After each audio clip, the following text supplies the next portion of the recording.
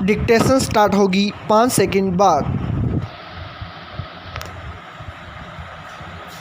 Yes, आजकल स्वच्छ भारत अभियान भारत के प्रधानमंत्री नरेंद्र मोदी के द्वारा भारत में आसपास के वातावरण को स्वच्छ बनाने के लिए चलाया जा रहा है।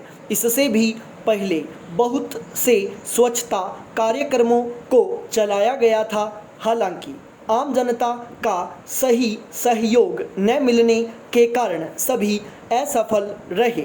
स्वच्छता के समान उद्देश्यों के साथ विश्व पर्यावरण दिवस को हर साल मनाया जाता है। हमने पश्चिमी सभ्यता से बहुत कुछ ग्रहण किया है, हालांकि उनके शिष्टाचारों और साफ सफाई व स्वच्छता से संबंधित आदतों को नहीं अपना पाए हैं। स्वच्छता नज़रिया का मामला है जो आम जनता में स्वच्छता के बारे में पर्याप्त जागरूकता के माध्यम से संभव है।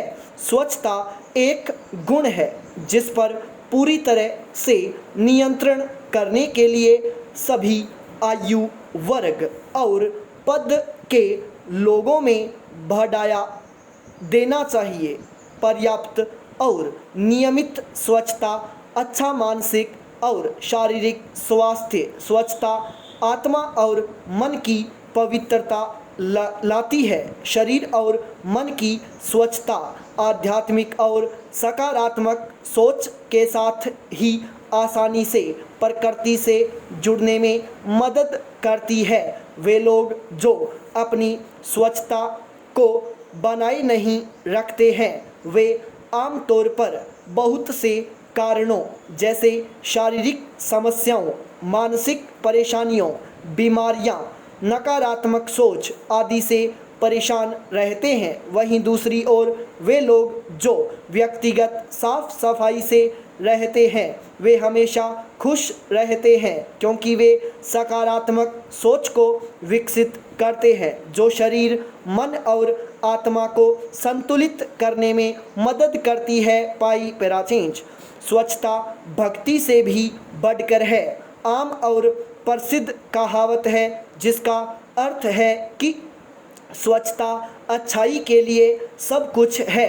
लोगों को अपनी स्वस्थ जीवन शैली और स्वस्थ जीवन को बनाए रखने के लिए स्वयं को स्वच्छ और साफ रखना चाहिए। स्वच्छता भक्ति के लिए एक रास्ता है और भक्ति संतुलित मन, आत्मा और शरीर का रास्ता है।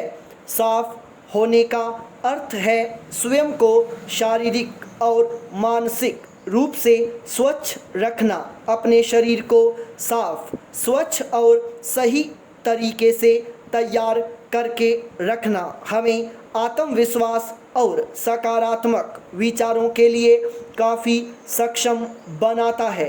अच्छी तरह से तैयार होने के साथ ही स्वच्छता की आदत दूसरों पर अच्छा प्रभाव डालती है और समाज में अच्छी प्रतिष्ठा बनाती है क्योंकि स्वच्छता एक व्यक्ति के साफ चरित्र को प्रदर्शित करती है। पाई पैराचेंज यह माना जाता है कि स्वच्छता की आदत को बनाए रखने और अच्छी तरह से तैयार होने की आदत को विकसित करने वाले लोग साफ चरित्र और आमतौर पर पवित्र और भगवान से डरने वाले होते हैं। इस तरह के लोग धार्मिक होने के साथ अपने जीवन में कुछ निश्चित नैतिकता और साफ हृदय रखते हैं।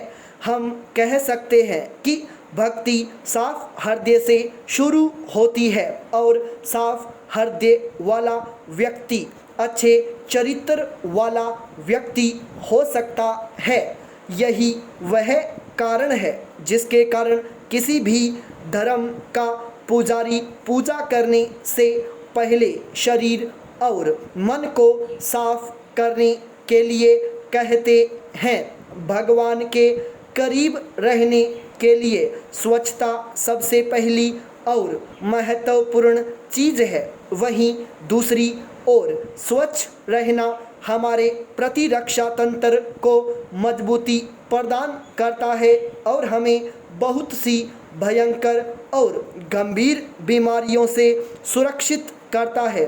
फिर भी साफ लोग गंदे लोगों के संपर्क में बीमार हो सकते हैं, लेकिन वे छोटी समस्याओं का सामना करने के लिए काफ़ी मजबूत होते हैं। वे गरीब और गंदे लोगों को स्वच्छता के बारे में निर्देश देने सहित स्वच्छता से संबंधित अपने आसपास की चीज़ों का प्रबंध कर लेते हैं। समुचित साफ सफाई के साथ रहने वाले लोग गंदे चेहरे, हाथों, गंदे कपड़ों और बुरी तरह से महकने वाले कपड़ों वाले लोगों से मिलने में शर्म महसूस करते हैं, क्योंकि इस तरह के लोगों से मिलने में वे अपना अपमान महसूस करते हैं। शरीर की स्वच्छता वास्तव में अच्छे शरीर स्वास्थ्य के लिए बहुत आवश्यक है।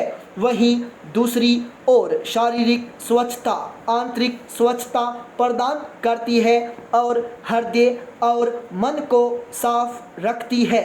मन की स्वच्छता हमें मानसिक रूप से स्वच्छ रखती है और मानसिक परेशानियों से बचाती है। इसलिए पूरी स्वच्छता हमें गंदगी और बीमारियों से दूर रखती है, क्योंकि ये दोनों साथ में चलती है। जहाँ गंदगी होगी वहाँ बीमारियाँ होंगी। पाई पैरा चेंज।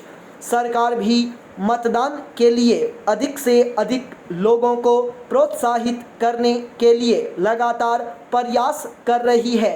लोगों को वोट देने से पहले चुनाव के लिए खड़े उम्मीदवारों के बारे में सब कुछ जानना चाहिए और अच्छे प्रशासन के लिए सबसे योग्य व्यक्ति को वोट देना चाहिए। भारत एक सफल लोकतांत्रिक व्यवस्था के लिए जाना जाता है, हालांकि अभी भी कुछ कमियां हैं जिन पर काम करने की आवश्यकता है। सरकार को सही मायने में लोकतंत्र को सुनिश्चित करने के लिए गरीबी, निरक्षरता, सांप्रदायिकता, लिंग भेदभाव और जातिवाद को समाप्त करने पर काम करना चाहिए। लोकतंत्र को सरकार का सबसे अच्छा रूप कहा जाता है।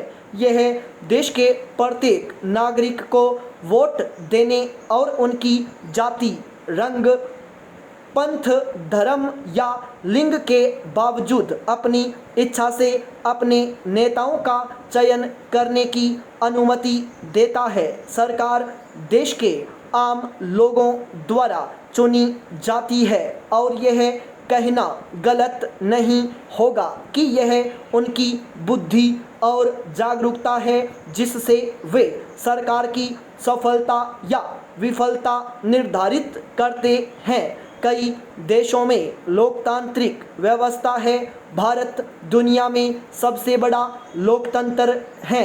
यह संप्रभु समाजवाद, धर्मनिरपेक्षता, लोकतांत्रिक गणराज्य सहित 5 लोकतांत्रिक सिद्धांतों पर चलता है। 1947 में अंग्रेजों के औपनिवेशिक शासन से स्वतंत्रता प्राप्त करने के बाद भारत को एक लोकतांत्रिक राष्ट्र घोषित किया गया था। न केवल सबसे बड़ा अपितु भारतीय लोकतंत्र को सबसे सफल लोकतंत्रों में से एक माना जाता है। भारतीय लोकतंत्र का एक संघीय रूप है जिसके अंतर्गत केंद्र में एक सरकार जो संसद के प्रति उत्तरदायी है तथा राज्य के लिए अलग अलग सरकारें हैं जो उनके विधानसभाओं के लिए समान रूप से जवाबदेह हैं। भारत के कई राज्यों में नियमित अंतराल पर चुनाव आयोजित किए जाते हैं।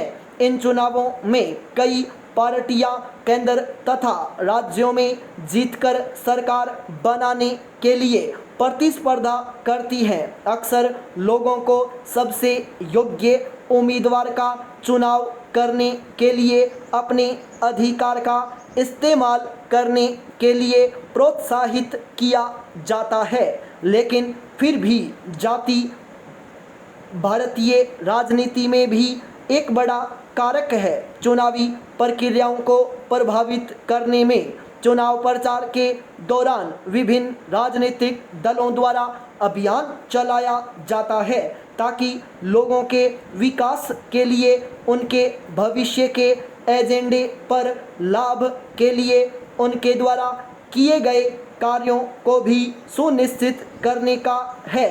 हालांकि देश की लोकतांत्रिक व्यवस्था को विश्वव्यापी प्रशंसा प्राप्त हुई है, पर अभी भी ऐसे कई क्षेत्र हैं जिनके लिए सुधार की आवश्यकता है ताकि लोकतंत्र को सही मायनों में परिभाषित किया जा सके। स्टॉप।